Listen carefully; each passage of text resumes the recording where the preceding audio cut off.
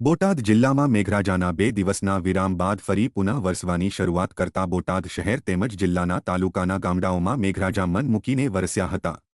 બોટાદ શહેરમાં Paliyad road, Gadhada road, Bhavnagar road, Panchpada, ભગતની વાડી સહિતના વિસ્તારોમાં વરસાદ વરસ્યો હતો।